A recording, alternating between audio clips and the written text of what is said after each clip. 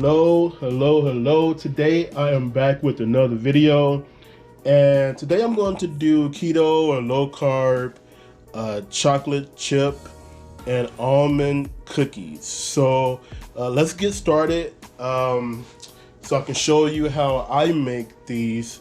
And you know, everyone on keto does things a little bit differently, but I'll just tell you how I do mine. One thing I want to actually show you before I get started is I want to show you the types of chocolate chips I use. So I use the Lily's brand, and mainly because there's no really added sugar to it. So it's sweetened with stevia, which shouldn't really raise your blood pressure much. I'm sorry, your blood sugar much. So I find that it's a good one to have.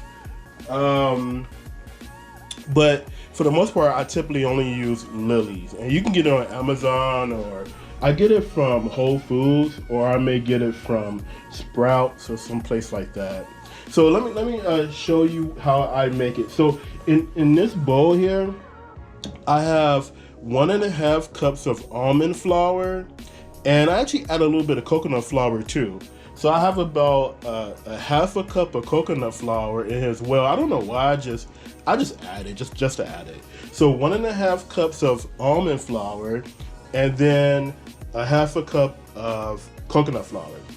In this little ramekin here, the plastic ramekin, I have a half a teaspoon of xanthan gum, and I have a half a teaspoon of baking powder.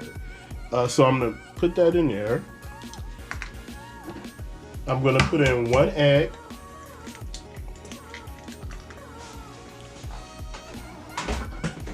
Now for the sugar, use about 3/4 of a cup of some sort of sweetener. Of course, not sugar, but a sweetener. So erythritol is one that again shouldn't really raise your blood sugar, so it shouldn't affect your insulin levels and things like that. And so use about 3/4 of a cup. I'm just gonna finish this out, which this is probably about 1/4 of a cup. So I'm gonna finish that, and then I have another bag here, and I'm gonna rough estimate about 3/4 of a cup total. So again, this is erythritol. Basically, you can use any sweetener, low carb sweetener, like mug fish, maybe it's on mug fruit. The sweeteners is I use that sometimes, and such. All right, so here I have about 1/4 of a cup of almonds, and I got these from Whole Foods, and I have the chocolate chips here. I'm gonna put that in there. And last, I'm gonna put in some vanilla extract. And maybe just about a teaspoon or more, depending upon what you like. So we're just gonna mix this around. This is a little bit dry for my liking, so I'm going to add just a tad bit of almond milk, just to loosen it up a little bit. And I would say that is about maybe a tablespoon or 2 of almond milk, just because I want it to be a little bit looser. And this is exactly how I want it to be. And of course, you don't have to add the almond milk if you don't want to. So it should be around about this is the consistency that should be.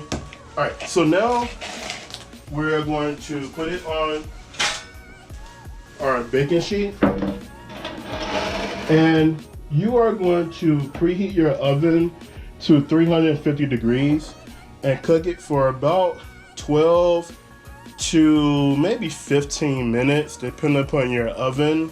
So my oven is a little hot. It runs a little hot. And so I'm gonna do about maybe 10 to 12 minutes. Now, what you want to do is these don't really fall like normal cookies would fall. You know, you can shape it into a ball, and then the cookie would just fall into a cookie shape. I find these don't really do the same. So I shape the cookies now they are going to expand because of the baking powder, but they still pretty much hold their shape. So I am going to make these cookies into a little cookie type shape.